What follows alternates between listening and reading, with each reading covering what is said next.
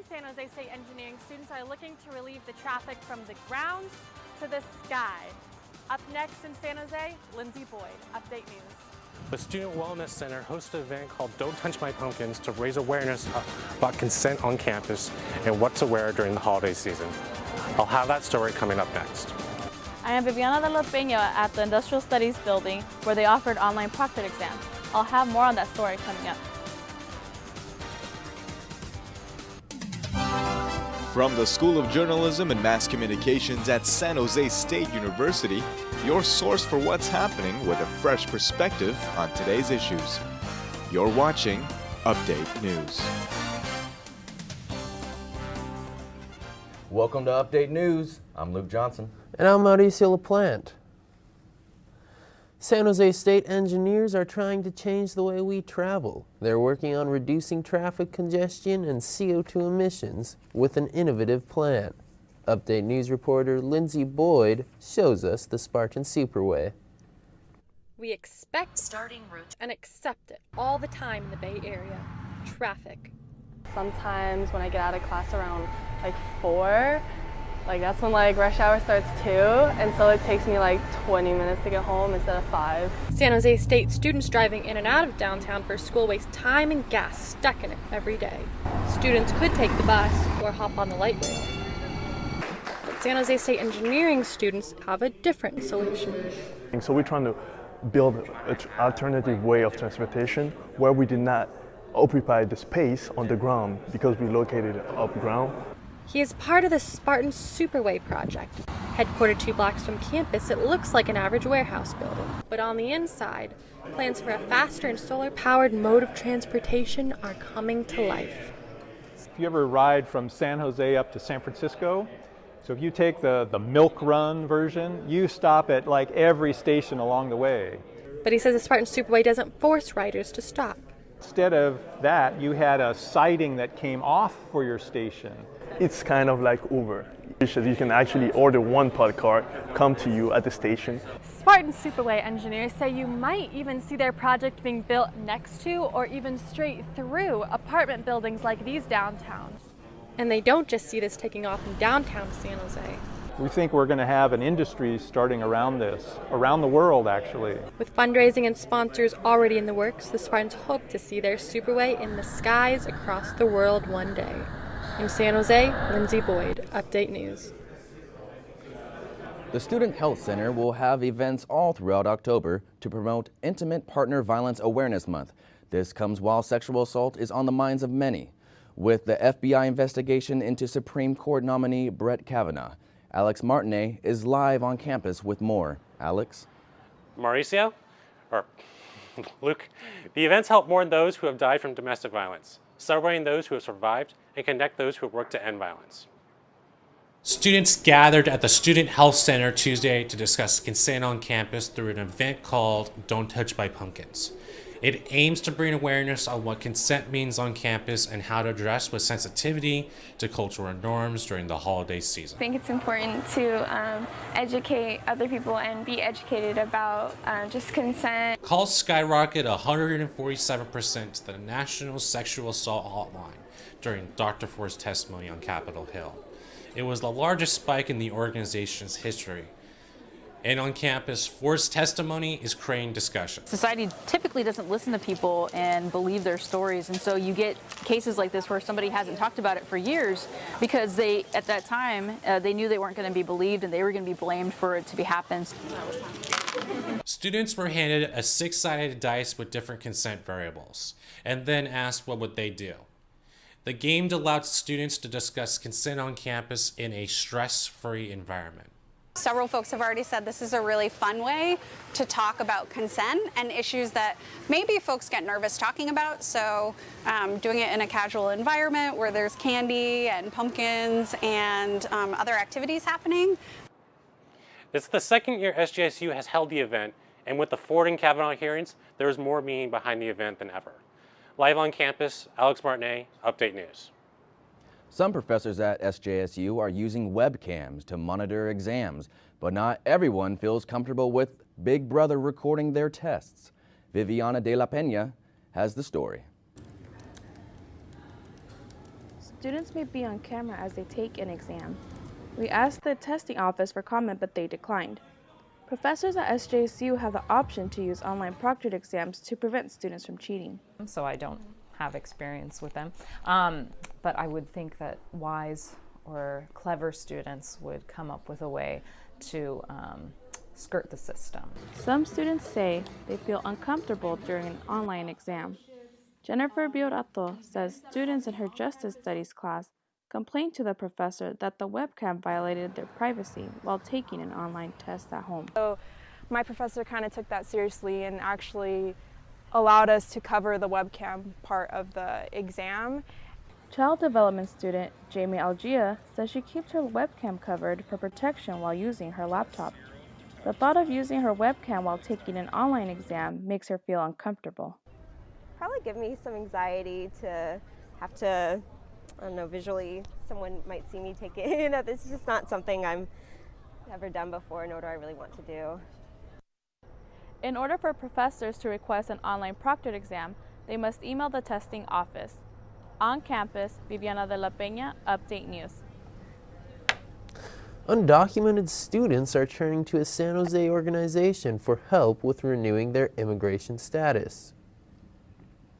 Services Immigrant Rights and Education Network, or SIREN, hosts a free renewal clinic on the first Wednesday of every month. The Deferred Action for Childhood Arrivals policy allows undocumented immigrants to stay in the country if they arrived as kids, but this status must be renewed every 2 years. Siren community organizer Katuska Pimentel says the office has staff members ready to walk someone through the paperwork. And where we have, staff members that really understand what it is to support someone who is undocumented or someone who is a recent immigrant to this country. People attending are required to bring $495, their initial DACA application, and other legal documents. A scholarship is available if people need help paying their renewal fee. The next free DACA renewal clinic is November 7th. We all depend upon internet for nearly every aspect of our lives. Recently, laws have been changed at both the state and federal levels that could have a huge impact on what speeds and data we get. Kunal Mehta has the story. California Governor Jerry Brown defied the federal government last week by signing net neutrality legislation. Net neutrality is the principle that all internet service providers must treat all traffic equally, regardless of its source. But that hasn't been happening after the Federal Communications Commission rolled back protections earlier this year. Right, so most recently, Verizon was sued by Santa Clara County Fire Department because they throttled their data rate. As active users of the internet, students have opinions about the issue. I really think that there shouldn't be legislation involving it. I think that it should be left to the market to decide. For privacy reasons, I'd like all my internet to be treated equally and for them not to slow down certain things. Within hours of Brown's signature, the Trump administration sued the state of California, arguing that the FCC had the right to regulate the internet. Essentially, if the federal government has preempted an area of law, the states can't regulate in that area of law. And the question here is whether the federal government has preempted the regulation of the internet. Net neutrality advocates have described California's bill as the gold standard for other states to follow. But whether it can make its way through the court system remains to be seen. On campus, Kunal Mehta, Update News. It has been 3 decades since San Jose State has built a new academic building. But the California State University Board of Trustees approved the new interdisciplinary science building on September 12th. The 8-story building will stand in the parking lot near Macquarie and Duncan Halls. It will feature state-of-the-art technology, larger labs, and more dedicated study areas. We want them creating new knowledge, getting their hands on modern tools, and working in an environment that's much more like the environment out in the biotech industry or the chemical industry or the computing industry. Kaufman says the technology that students are working with now are decades old, and the estimated $180 million facility will be great for students. Construction is expected to start in early 2019 and end in 2022. The Associated Students House will also move. It will be lifted from its foundation and placed near the Picardo Business Complex. Dog owners take their pets on campus every day, but a new sign has scared some of them away. Dogs can be seen running on Tower Lawn weekday nights, but a new sign near the Crass reminds dog owners that the campus reinforces a leash law under the Education Code. Pets walking on campus must have a leash or chain no longer than 6 feet. Let's face it, San Jose, the fifth largest city, is not all that safe, except for this area, because of the patrols that happen here on campus. Compared to the rest of the city, it's very safe. The Education Code allows San Jose State to create any regulation for the use of its facilities. About 20 dog owners allowed their dogs run freely on Tower Lawn last semester. However, the new sign and a warning from UPD about complaints has cut the group by half. There are almost 4,000 people living with HIV in Santa Clara County, according to health officials. San Jose State is cooperating to prevent the virus among students and reduce the stigma around it. Kelsey Valle has more on the story. SJSU to Zero is a program run out of the school's Pride Center. On Tuesday, it hosted a panel of local HIV advocates who are working on getting to zero. This means no new cases nor deaths from HIV in the county, as well as no longer associating shame with the virus. We're also afraid of talking about HIV. The cycle then repeats itself. So that's how we sort of create stigma, and we're a part of creating the stigma. The crowd of about 20 people learned how they can participate in the movement themselves. It starts with normalizing and encouraging the discussion. Bringing it up in conversation with other people is something that anyone can do, and I'm going to try to do that myself. The panelists emphasized that HIV is a public health issue for everyone, not just for those in the LGBTQ community. Attendees also learned about the resources right here on campus, such as the Wellness Center that offers students up to 4 free sexual protective devices per day. The center also provides consultations and testing for sexually transmitted diseases. And to see a good turnout was really positive for us, because that means that more people are engaging in this because they want to. SJSU to Zero plans to hold 2 more educational events before the end of the semester. On campus, Kelsey Valle, Update News. And now, Kunal Mehta with the weather. If September was a bad month for California wildfires, then October is expected to be even worse. CAL FIRE is currently tracking 19 active fires in the state, and rains are not expected until November, meaning that we're currently living through the driest period of the year. Santa Clara County, though, has a clean forecast for air quality this week with no nearby active fires. Back to you. When we come back, Lindsay Boyd will be here with the latest in arts and entertainment. A local mall gets a visit from social media celebrities. And students express themselves with body art at the Tattoo Expo in the Santa Clara Fairgrounds.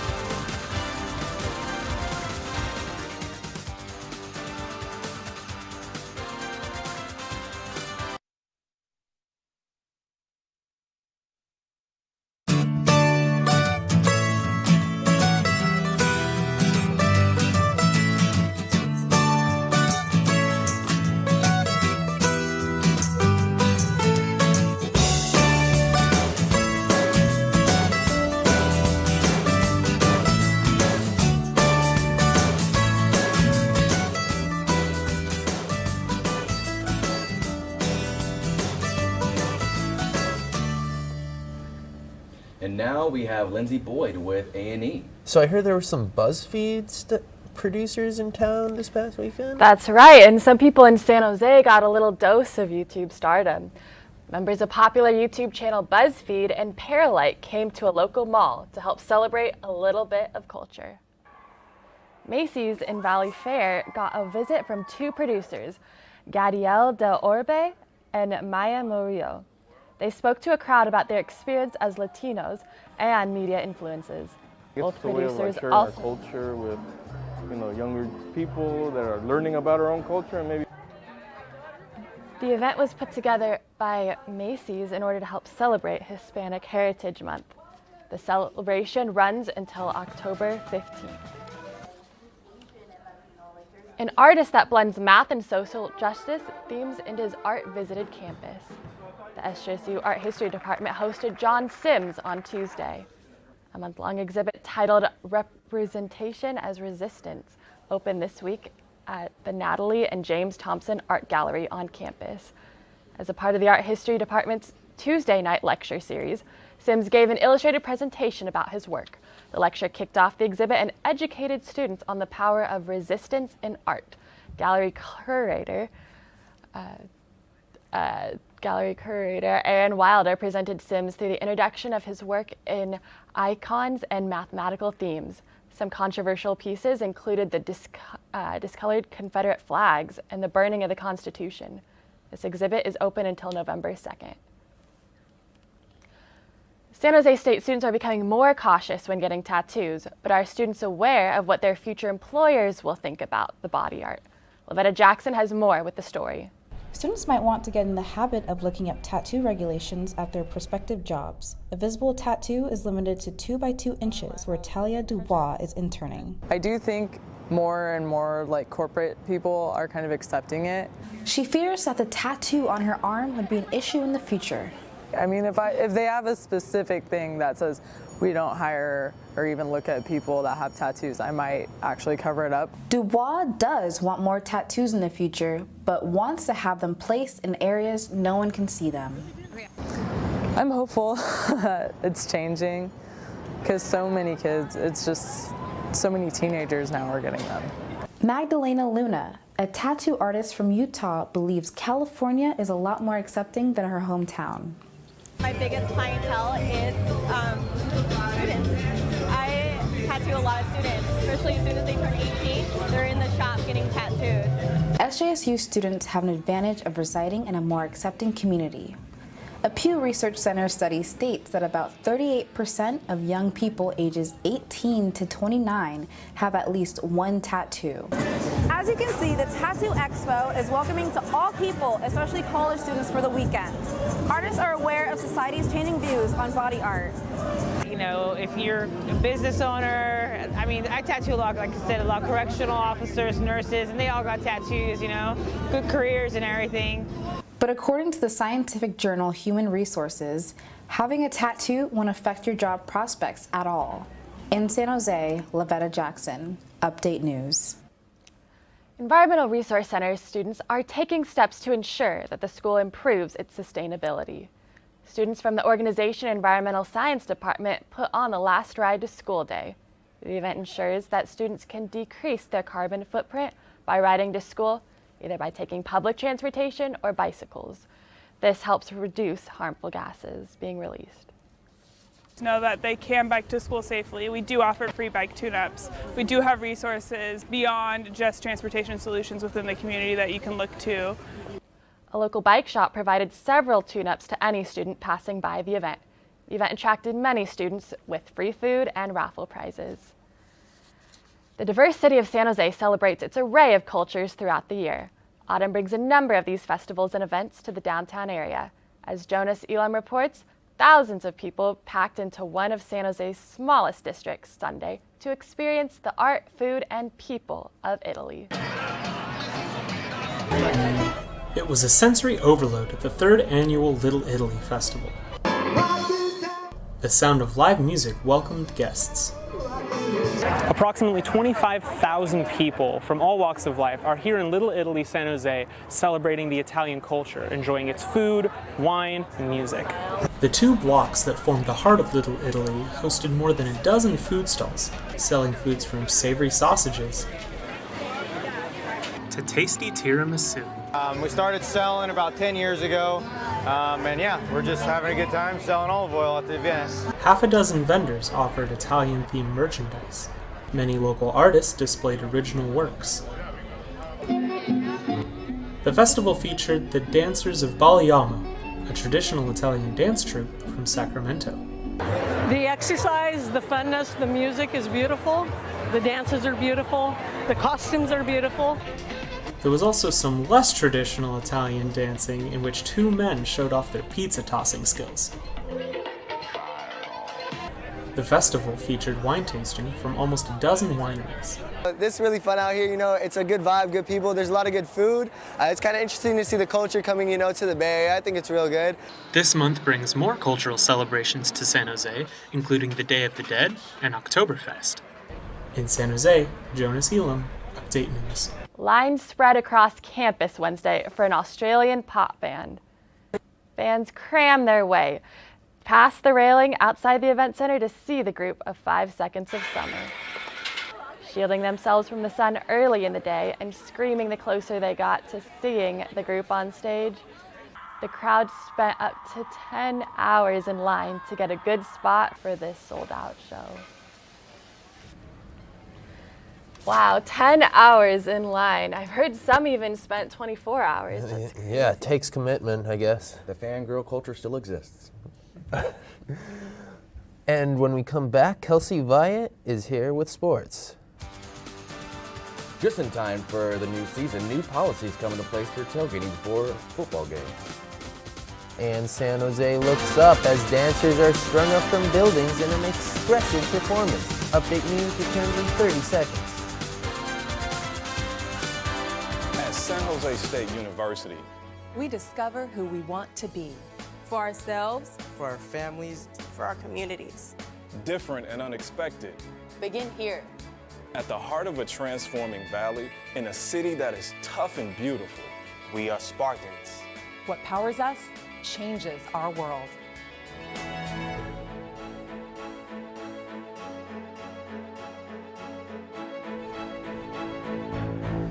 And now we have Kelsey Vyatt with sports. Hey, what's going on in the show, Shark Tank? A lot is going on. The season is in full effect. The San Jose Sharks play tonight against the Kings in LA. Face-off is 7:30 p.m. Acquiring defenseman Erik Karlsson has made the Sharks one of this year's favorites to win the Stanley Cup, something they have yet to do in their 27-year history. Karlsson is one of the NHL's highest scoring and most versatile defensemen. The Sharks lost their first game of the season Wednesday night to the Ducks with a final score of 5-2. An update on Spartan football. The team plays tomorrow at home against Colorado State. They're coming off a loss to Hawaii last week. The Spartans are 0-1 in the conference. Kickoff time tomorrow night is at 7:30. Dancers hung from a building and also grooved inside a box truck for the Hammer Plaza celebration this past weekend. The event brought unconventional art performances in order to showcase new forms of expression. Jose Gobea has more on the story. More than 100 people gathered in the Hammer Theater Plaza to witness unique forms of expression. The most notable performance was by a dance group named Bandaloop. When they were dancing, I wish I could defy gravity in that sense and dance on a wall. Bandaloop is based in Oakland and they focus their performances on dancing while hanging on buildings, in some instances around 3 stories high. Audience members stared in awe as the dancers swung and swayed from up above. I believe Hammer Theater just represents all of art and just the celebration of art. And I love that we're able to show people dancing on the theater walls. Besides having people dangle from a wall and dancing, the Hammer Theater actually hosts an array of different events here. Some a little more unique and others a little more normal to the average viewer. Once the sun settled and darkness appeared, bright lights flashed from a small box truck and people gathered. 2 dancers moved along to what seemed to be circus music and tried to trick the crowd by projecting holographic versions of themselves. Dance is a way for me, of letting go and also of saying something that can't be said in words or in script or in visual art. Bridgman and his partner Mirna Packer are based in New York. He says they will tour the northeast of the U.S. as soon as they finish choreographing their new dance. In San Jose, Jose Francisco Gobea, Update News. And that's all I have for sports. So tell me, would you guys try one of those hanging dances? Probably not me. I mean, I'll look, at the buildings to see if they're coming down. I'd really love to see that show if it comes to San Jose again. Yeah. I'd try it. It looks fun. I think you get a nice big scene of downtown San Jose would be nice up there. Oh yeah. And that does it for this week's edition of Update News. For all of us here, thanks for joining us, and see you next week.